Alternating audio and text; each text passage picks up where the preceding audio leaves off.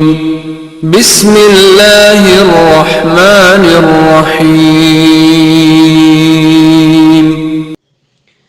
سورہ نور اپنی پہلی 3 آیات میں کچھ اس طرح سے بیان فرماتی ہے۔ بسم اللہ الرحمن الرحیم۔ سورۃ انزلناها وفرضناها وانزلنا فيها آیات بینات لعلکم تذکرون۔ یہ وہ سورہ ہے کہ جسے ہم نے نازل کیا ہے اور واجب کیا ہے، اور اس میں ہم نے آیات بینات نازل کی ہیں کہ شاید تم سبق لے لو۔ دوسری آیت میں بیان الزانیۃ والزانی فاجلدوا کل واحد منہما مئۃ جلدۃ ولا تأخذکم بہما رأفۃ فی دین اللہ ان کنتم تؤمنون باللہ والیوم الآخر ولیشہد عذابہما طائفۃ من المؤمنین۔ زانی عورت اور زانی مرد، اس میں سے ہر ایک کو 100 کوڑے لگاؤ، اور اگر تم خدا اور روز آخرت پر ایمان رکھتے ہو تو دین خدا کے معاملے میں ہرگز ترس اور جھوٹی محبت تمہیں دامن گیر نہ ہو، اور ان دونوں کی سزا کے وقت کچھ مؤمنین کو مشاہدے کے لیے ہونا چاہیے۔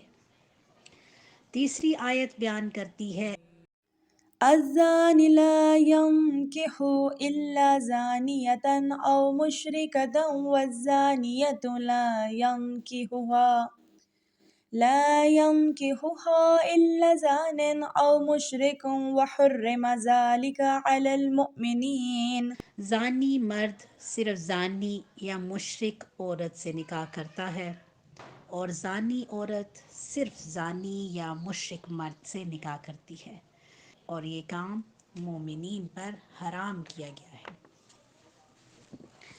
اس سورہ کی پہلی آیت در حقیقت وہ تمام مطالب اس کی طرف اشارہ کرتی ہے کہ یہ جو سورت میں موجود ہیں، کیا کہتی ہے کہ یہ وہ سورہ ہے جو پروردگار کی طرف سے نازل ہوئی ہے اور ہم سب پر واجب ہوئی ہے، اور اس کی تمام آیات بینات جو نازل ہوئی ہیں وہ اس لیے کہ شاید تم نصیحت حاصل کر سکو۔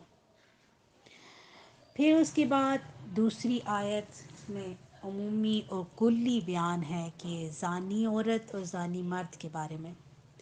پہلا قطعی اور حتمی قانون یہ کہ جیسے ہی ان کو پکڑو اور ان کا جرم ثابت ہو جائے تو 100 ان کو کوڑے لگاؤ۔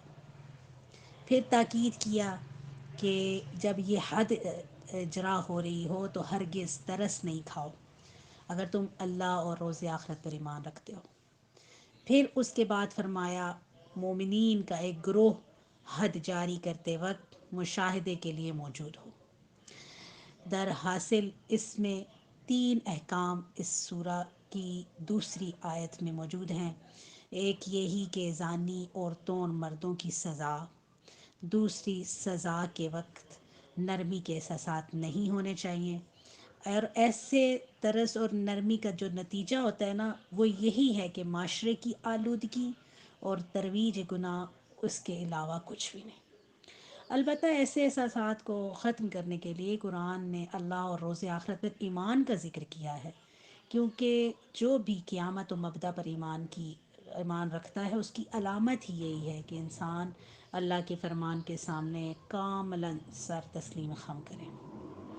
پھر اس کے بعد تیسری آیت میں یعنی اسی آیت کے تیسرے حکم میں حد جاری کرتے وقت کہا گیا ہے کہ کچھ مومنین موجود ہوں، کیونکہ اس سزا کا صرف یہ مقصد نہیں ہے کہ گناہ گار کو عبرت حاصل ہو، بلکہ مقصد یہ ہے کہ ان کی سزا دوسروں کے لیے بھی عبرت ناک ہونی چاہیے۔ اسلامی معاشرے کی تشکیل اور اس کی جو بناوٹ ہے، یہ بات اس میں عیاں ہے کہ اخلاقی برائیاں صرف ایک شخص میں ہی موجود نہیں ہوتی، معاشرے کی طرف بھی سرایت کرتی ہیں۔ لہٰذا معاشرے کو پاک و پاکیزہ کرنے کے لیے ایسی پورے اعمال سے خالی رکھنے کے لیے ضروری ہے کہ جس طرح گناہ برملا ہوا ہو، سزا بھی برملا ہو۔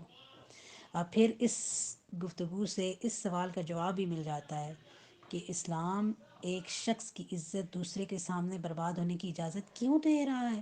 سوال ہو سکتا ہے کہ خداوند عالم جو ستار العیوب ہے وہ کیوں اس طرح کے حکم کر رہا ہے کہ ہر کسی کے سامنے پردہ دری کی جائے، اس کا جرم ثابت ہو جائے، راز کھل جائے۔ تو اس لیے کہ معاشرے کے آلودہ ہو جانے اور گناہ کو معمولی چیز سمجھے جانے کے بعد یہ سزا جو ملنی ہوتی ہے، گناہ کے منفی اثرات اس سے مٹ جاتے ہیں، گناہ کی برائی کا احساس اس طرح لوٹ آتا ہے۔ تیسری آیت میں اس سوال کا جواب دیا جا رہا ہے، ارشاد ہوتا ہے کہ زانی مرد سوائے زانیہ یا مشرک عورت کی شادی نہیں کرتا، جیسا کہ زانی عورت سوائے زانی یا مشرک مرد کے کسی سے بیاہ نہیں کرتی۔